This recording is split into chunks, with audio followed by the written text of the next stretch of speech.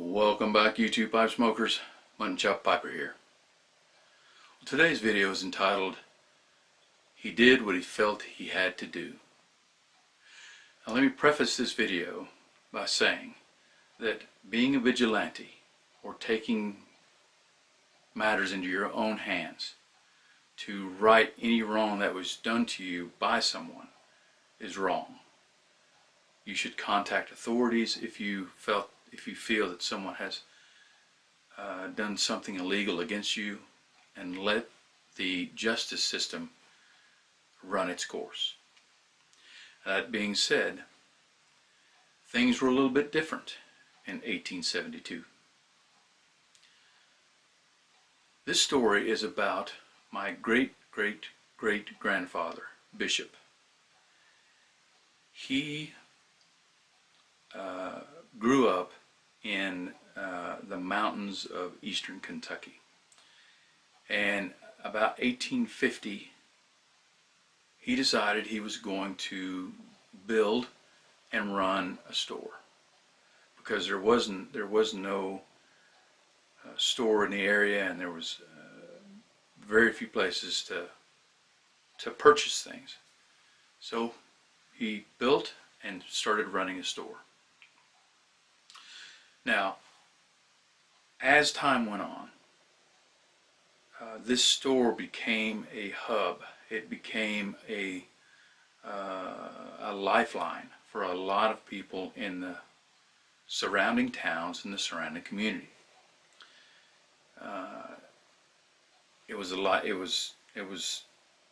It helped a lot of people with food, with equipment, with mail. So it was a place where people could go and gather and talk and discuss the news of the day.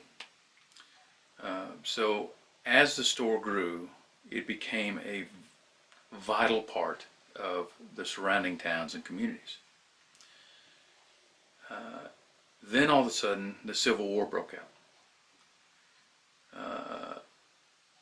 In 1864, the Northern soldiers had the Southern soldiers on the run, and that was when the Northern armies were started their march north. Started their march east. During this time, there was a regiment of Southern soldiers that came through the area where where Bishop's store was. We're just going to call him Bish from now on, where Bishop's store was.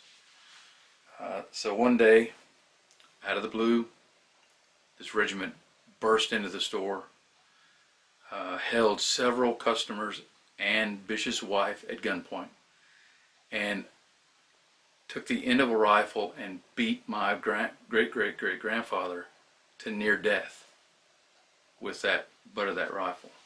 It was the commander of the regiment that did the beating.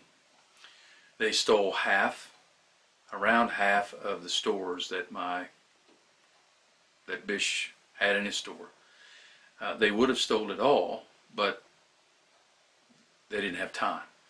The Northern soldiers were 2 or 3 hours behind, so they took what they could and they left. Northern soldiers, sure enough, showed up. They helped him clean up a little bit. My great-great-great-grandfather was unconscious. They had a doctor with him that patched him up and got him onto the road to recovery, which took him about 6 months to a year. His wife had to run the store until he was able.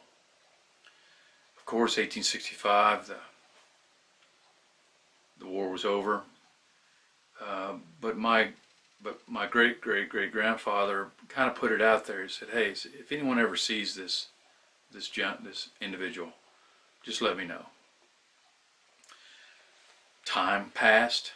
That store became more of a lifeline, because after the war it was chaos in the South, and there were people that were starving. and he got them through it. He gave them food and didn't require them to pay. Gave them shoes if they needed it. You know, he did a lot for the community. Some of those people that he helped, he was their last hope. If he didn't help them, they would starve to death. So he became an icon, kind of like, in the surrounding towns and to the community. Well, it came to his attention, someone had mentioned that the individual that had beat him was going to be in the town, the next town. So Bish got his horse, climbed aboard, and rode to the next town. When he got there, he asked around, said, "Have you seen this individual?" "Oh yeah, he's in the tavern." I said, "Okay." So he walks into the tavern and he sees the individual standing at the bar. Now the legend goes that when he approached him, the individual turned and looked at him and said, "What? Are you here for another beating?" And gave him a smirk, kind of like. And the story goes that Bish looked up at him and said, "No, I'm here to kill you." Pulled out a pistol from his belt and shot him in the gut. Man crumpled to the floor and died. Bish took the pistol, put it into his waistband, turned around, walked out of the tavern, got on his horse, and rode home. Well, Bish knew he was going to prison. He was just waiting. He said, "Well, it's going to be a matter of time, and they'll show up and I'll go to prison."